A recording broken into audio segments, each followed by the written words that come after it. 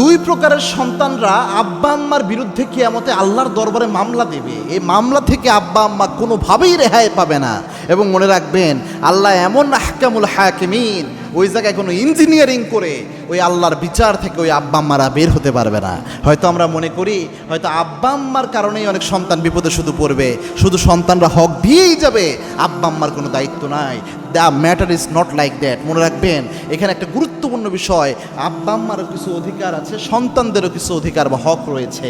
এই জন্য দুই পক্ষেই জানা দরকার। তার মধ্যে এক নাম্বার হচ্ছে, যেই আব্বা আম্মারা কোনো সন্তানের দিকে বেশি টানে, বেশি ঝুঁকে যায়, হয়তো 2-3 সন্তান রয়েছে, এক সন্তানের দিকে বেশি টানে, সব সময় এক চোখা টাইপের হয়, এরকম কোনো আব্বা আম্মা যদি হয়, ওই যে যেই সন্তানের দিকে টানলো না, ওই সন্তানটা কিয়ামতের দিন যখন কোনো উপায় অন্তর পাবে না, সে কিয়ামতের দিন আল্লাহর দরবারে এটা নিয়ে আব্বা আম্মাকে আসামি বানায় দিবে। এবং এটা যৌক্তিকও হবে, কেননা আব্বা আম্মা হিসাবে আপনি কোনো সন্তানকে কম দিবেন, কোনো সন্তানকে বেশি দিবেন, এটা কোশ্চিন কালেও ইসলাম আপনাকে অ্যালাউ করে না। বেশি টানবেন মনের দিক থেকে, এটাও আপনাকে অ্যালাউ করে না। আপনি সমান করবেন। হ্যাঁ, আপনার কোনো সন্তান দুর্বল অবস্থায় আছে, তার ভাই বা তার বোন যদি চায় যে আমার ভাইটা তো খারাপ অবস্থায় আছে অথবা বোনটা খারাপ অবস্থায়, নিজের সম্পদ থেকে যদি সে বেশি দেয়, তাহলে এটা ব্যতিক্রম হিসাব, কিন্তু আপনি একবার টানতে পারবেন না। জরুরি একটা বিষয়।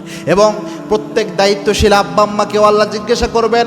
আল্লাহর হাবিব জানিয়েছেন, কুল্লুকুম রাইন ওয়া কুল্লুকুম মাসউলুন আন রাইয়াতিহি, তোমরা প্রত্যেকেই দায়িত্বশীল, প্রত্যেকের দায়িত্বের ব্যাপারে কিয়ামতের এই কঠিন ময়দানে আল্লাহ জিজ্ঞাসাবাদ করবেন। একজন আব্বা সে আল্লাহর দরবারে আসামি হবে অনেক সন্তানের জন্য। এই জন্য এটা যেন না হয়। 2 নাম্বার হচ্ছে, যে আব্বা আম্মারা অন্যায়ভাবে সন্তানকে বদদোয়া দেয়।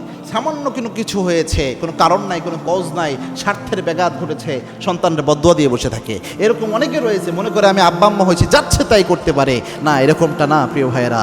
মনে রাখবেন, আপনি বদদোয়া যে দেন, বদদোয়ার উপযুক্ত যদি আপনার সন্তান না হয়, এই বদদোয়া কিন্তু আপনার দিকে ঘুরে আসবে। আর সন্তানের তো ক্ষতি হয়ই আব্বা আম্মার বদদোয়ায়, কারণ ছাড়াও যদি দেন। এই যে ক্ষতিটা হলো আপনার বদদোয়ার কারণে, কিয়ামতের দিন সন্তান আল্লাহর দরবারে বলবে, আল্লাহ আমি কি এমন অপরাধ করেছিলাম, এই বদদোয়াটা ঠিক ছিল কিনা।